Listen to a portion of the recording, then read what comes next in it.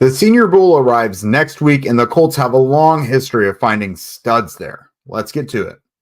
You are Locked On Colts, your daily Indianapolis Colts podcast.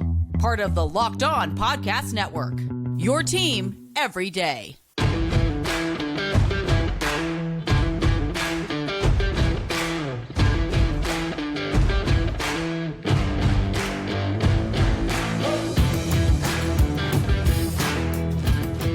All right. Thanks for tuning in and making us your first listen of the day. This is your daily podcast covering your Indianapolis Colts, part of the Locked On Podcast Network, your team every day. And today's episode is brought to you by FanDuel. Make every moment more. Right now, new customers, you guys get $150 in bonus bets guaranteed when you place a $5 bet. Just visit FanDuel.com/lockedon to get started. What up, everybody? This is Jake Arthur from horseshoehuddle.com. And today I am going to bring you guys a little bit of Senior Bowl content. We're going to kind of preview things a little bit, give you just kind of a brief rundown of the Colts and Chris Ballard's recent history with the Senior Bowl, and then as well as look at some offensive and defensive players to look at. Now, the reason this will be more important this year is I'll be back down there in Mobile all next week. I'll bring you guys daily content about it. That's both at horseshoehuddle.com and here on Locked On Colts.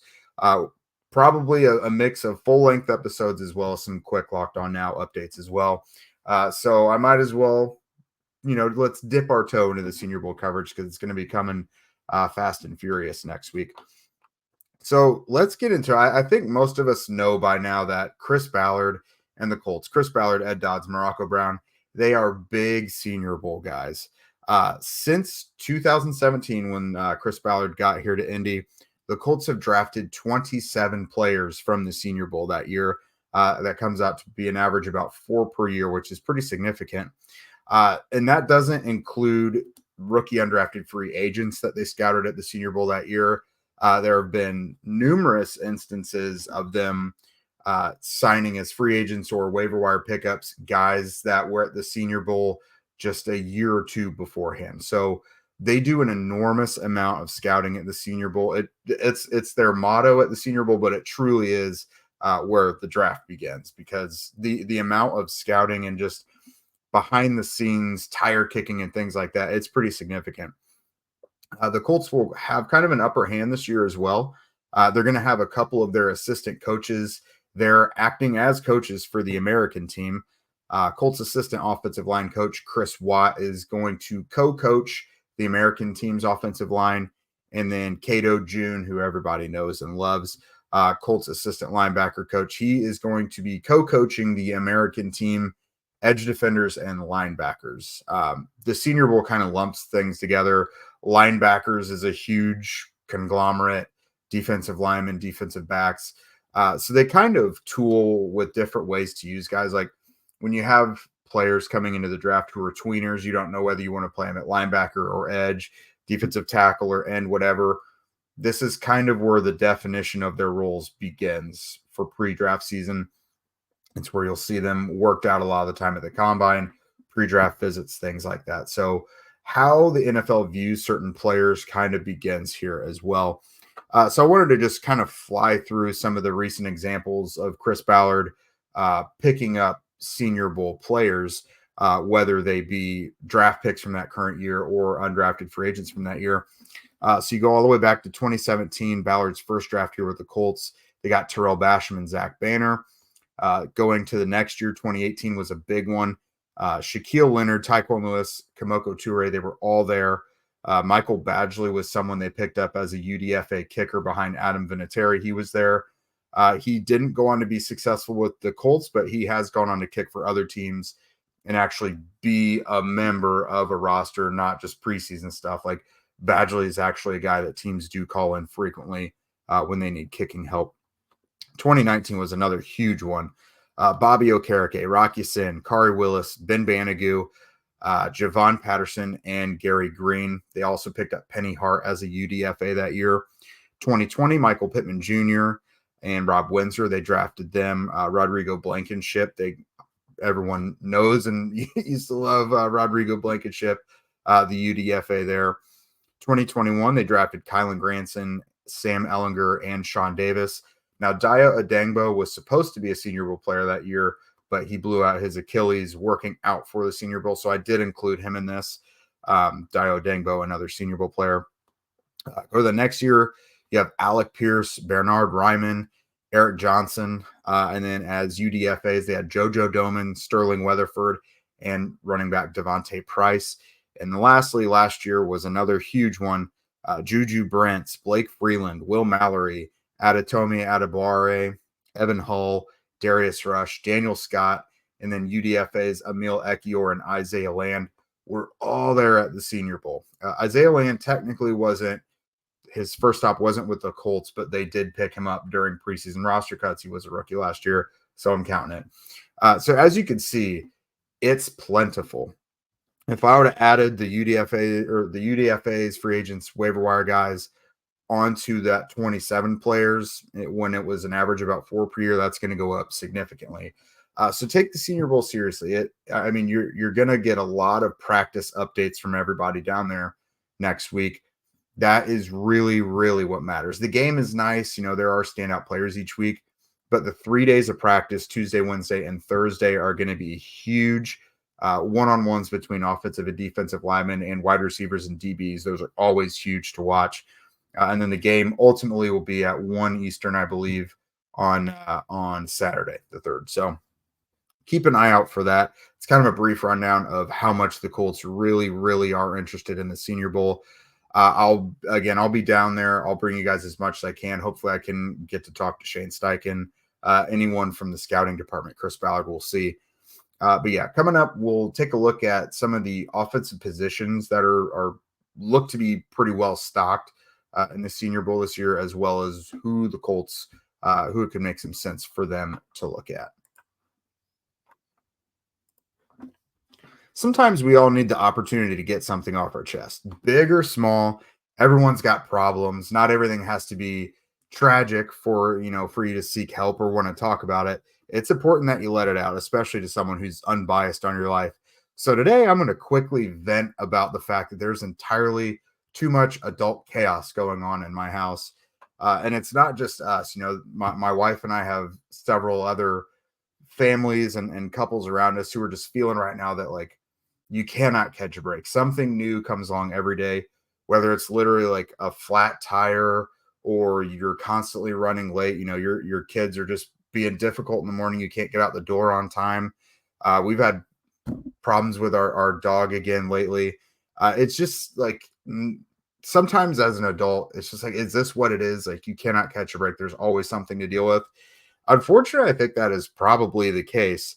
But when it comes to therapy, it can be different for everyone. Sure, you might have like some traumas to work through. Sometimes you just need to vent about stupid stuff like me. Most of us have bigger problems than that. But again, it's important to get stuff off your chest once in a while so you don't have all that pent up aggression. If you're thinking of starting therapy, give BetterHelp a try. It's entirely online, designed to be flexible and suited to your schedule. Visit BetterHelp.com/lockedon to get 10% off of your first month. That's BetterHelp, HELP.com/lockedon. And the NFL season is wrapping up, but there is still time to get in on the action with FanDuel, America's #1 sportsbook. Because after all, is there any better time to place your bets and do all your parlays and do all your over-unders, whatever you want to do, than the NFL playoffs? Like, that is addicting. Right now, new customers get $150 in bonus bets, guaranteed when you place a $5 bet. That's $150 in bonus bets, win or lose. The app, if you've not been on it before, super easy to use, very user-friendly. And there's a lot of different ways to bet, such as live same-game parlays. You can find a bunch of bets in their new Explore tab. You can make a parlay in the Parlay Hub. That's the best way to find the parlays, by the way, and that's what everyone seems to be doing nowadays, and more. So visit FanDuel.com/lockedon and make your first bet a layup. FanDuel, official partner of the NFL.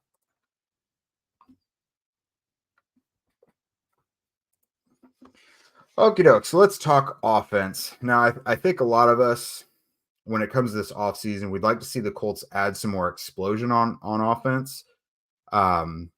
Luckily, they have quarterback is kind of settled. Anthony Richardson obviously is the guy you want to be the long-term solution. But at quarterback, you don't know who's going to be the backup. Gardner Minshew is a free agent.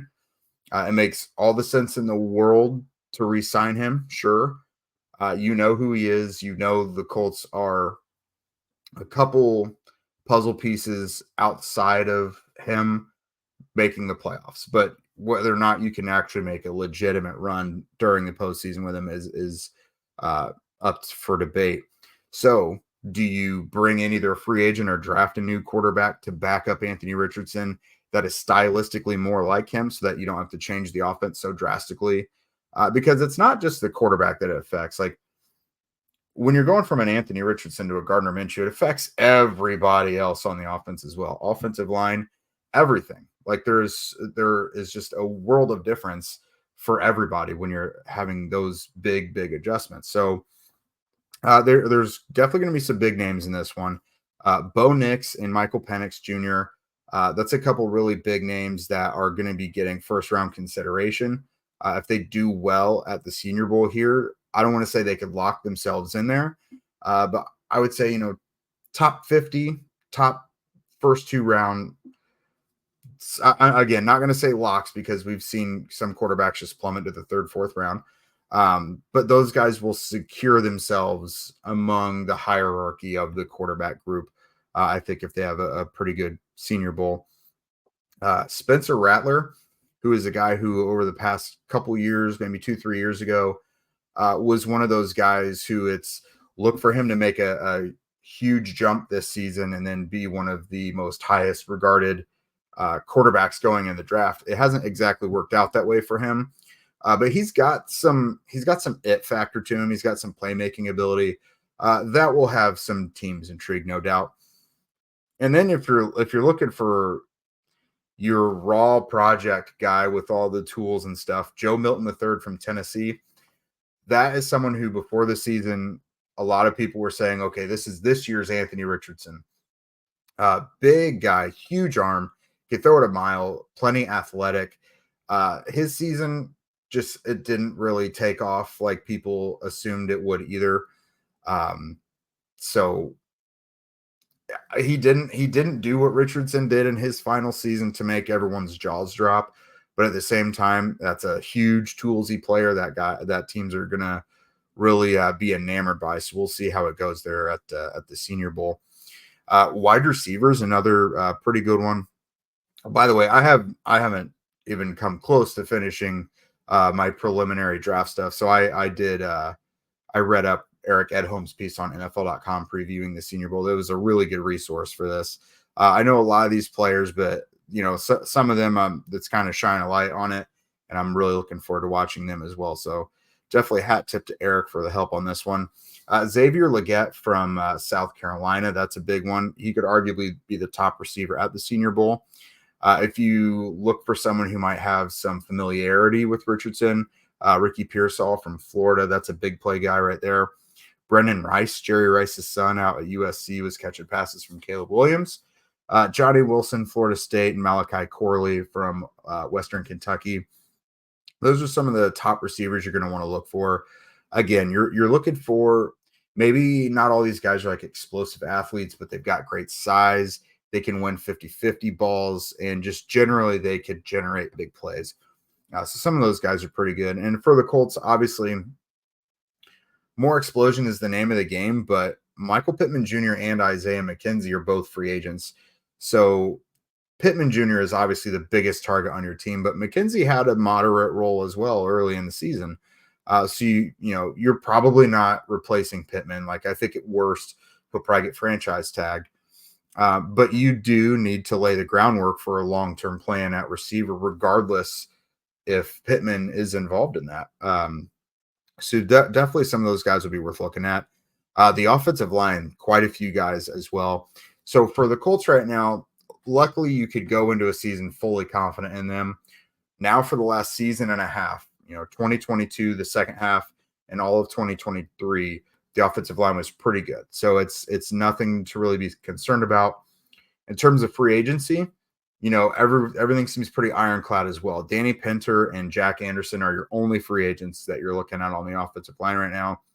And obviously you could want to bring both those guys back for competition in camp, but they are expendable right now compared to your starting five and then the rest of the guys you've got competing for depth there. So you do still have to, regardless of whether Pinter or Anderson are back, though, you have to keep bringing guys in. You have got to make sure that your offensive line is never vulnerable, because we saw how many guys were injured this year as well. So looking at offensive line, it's pretty good with offensive tackles. Tyler Guyton from Oklahoma, Talise Fuaga from Oregon State, Jordan Morgan out of Arizona, and Patrick Paul out of Houston. Those are some guys that could be drafted to be starters. When you're looking at, Paul and Morgan, you're probably looking at more of the Blake Freeland level of, draft pick. But we saw no one expected Freeland out to be used as much as he was last year. But you never know. You got to keep building that depth.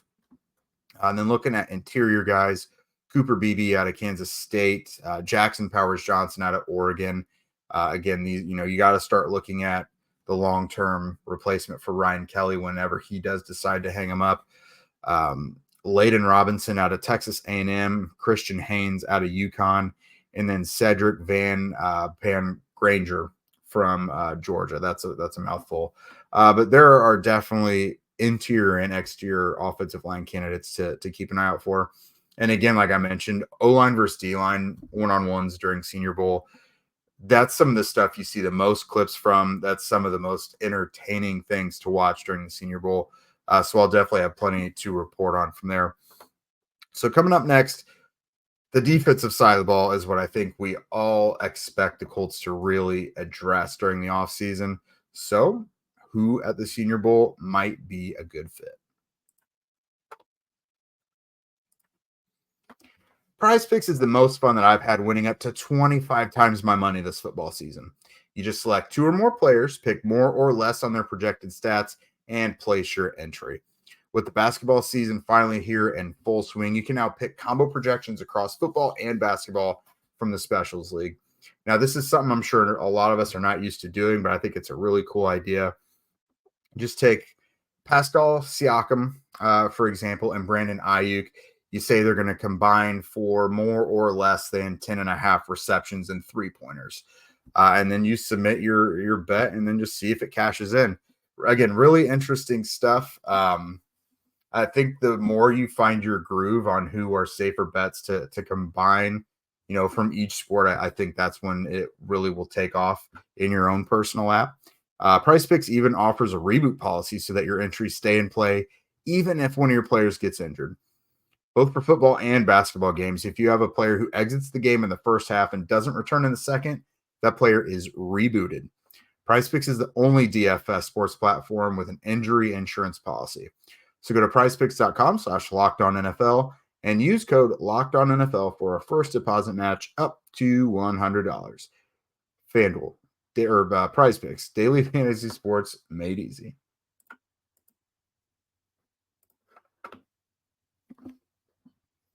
We obviously love DFS platforms around here, whether it's FanDuel or Prize Picks. But yeah, let's turn our focus to the defensive side of the ball now. So defensive line, I think there's plenty of strength in this one. Not very. There's probably not much depth in terms of the edge group here at the Senior Bowl this year, but interior guys, there definitely is more, I would say. You're also looking at cornerback as well. We all know how it looked with the Colts last year. Very young group, but I certainly don't think they're done adding to it. And then safety. What happened here?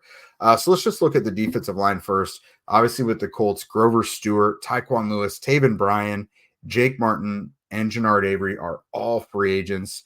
I think we're all pretty comfortable saying Grover Stewart will be back. Tyquan Lewis kind of raised his value this year, but with his injury history, these short one-term deals with the Colts could be what he just keeps hammering out throughout his career. Now, the veteran minimum is probably not, it's probably something he has excelled past beyond this point, having played a full season and basically having a career year. But your guys like Taven Bryan, Jake Martin, Jannard Avery, you could find replacements for guys like that at the Senior Bowl. I also think they need better run stoppers as well, because, we saw, especially when Grover Stewart was taken off the field, DeForest Buckner can't do it all. So you need guys at the interior that can help stop the run. Looking at this edge group, which I mentioned is kind of thin. You've got Laiatu Latu from UCLA, who's probably going to be drafted pretty high. Perhaps not from the Colts because he's not like a real traitsy guy. He's more of a left end. He's more your power end. That's going to be more of the edge setter. He wins with power more than he does athleticism. So while the Colts could covet something like that later in the draft, just knowing Chris Ballard's preferences, I really don't think they would go for someone like that early in the draft. You're also looking at some kind of high ceiling guys like Christian Braswell out of Alabama and Adisa Isaac out of Penn State. Penn State's been churning out those kind of lengthy athletic edge guys over the last few years. Isaac could be the next guy in line. Now, looking at the interior, you've got Tavondre Sweat from Texas, the huge lovable interior defender. Darius Robinson out of Mizzou, who is another high ceiling guy. Brandon Dorlus out of Oregon. Justin Abobi out of Alabama. Michael Hall Jr. out of Ohio State. Tyler Davis out of Clemson. And Byron Murphy II out of Texas as well. Sweat's running mate. So I think this is definitely would be a good year to grab more interior guys because you like Adetome Adebawore, I think Eric Johnson, the clock needs to speed up a little bit for him. But, Taven Bryan is a guy who I don't think did enough to make him irreplaceable by any means, especially like I mentioned, you need more run stoppers. But their interior depth has just got to get better. A guy like McTelvin Agim couldn't really crack the lineup out of the practice squad this year, and they really needed interior help. So if they're not going to take advantage of some of those guys they already have, I do think they're going to look to add some help this spring, whether it's free agency or the draft. Looking at cornerbacks, so obviously the Colts had a very young, banged-up group. I think they went into the season well-intentioned because, as Chris Ballard told us when training camp started last year, they knew as soon as last season ended that they wanted to get younger at cornerback. Stephon Gilmore, he went out of there, Brandon Faison out of there. So you go into, after the draft, you go into the offseason with Isaiah Rodgers, Juju Brents, Dallas Flowers, Darius Rush. You have some guys, Kenny Moore, obviously. You have some guys that you're obviously confident in. And then Dallas Flowers gets the Achilles injury. Isaiah Rodgers suspended for the sports betting. And then suddenly, guys are kind of dropping like flies. Juju Brents barely was even in there in training camp. So he spent a lot of the time hurt. Those are things you can't plan, or you can't control. You can plan for them, though. You obviously have to have insurance at those positions. But I think we could probably all agree that the Colts still need to add at least one more corner who's capable of starting. Now, you like their depth coming back, but you've got to have at least one more high-level guy out there. Jalen Jones was a pleasant surprise, but I don't think he's a guy where you say he has to be a starter moving forward. Dallas Flowers, obviously talented player, but a cornerback on the outside coming back from an Achilles injury is tough. So you're basically looking at running it back with Juju Brents and Jalen Jones as the starters on the outside. You got to have more competition in there to help. So you're looking at Kalen King from Penn State, DJ James from Auburn. Those guys will probably be the highest drafted. Quinion Mitchell from Toledo is a good one. Josh Newton out of TCU. Someone who a lot of you might recognize out of Michigan. Mike Sanristil, that name always kind of blenders me. And then Chris Abrams-Drain out of Mizzou. So there's some decent cornerbacks in this group as well. Now, arguably the top safety in the entire draft, Cameron Kinchins, is there as well out of Miami. That'll be a big one. Georgia's got Javon Bullard there. Jaden Hicks out of Washington State. Utah has two guys, Sione Vaki and Cole Bishop. Bo Braid from Maryland, and then Katan Oladapo from Oregon State.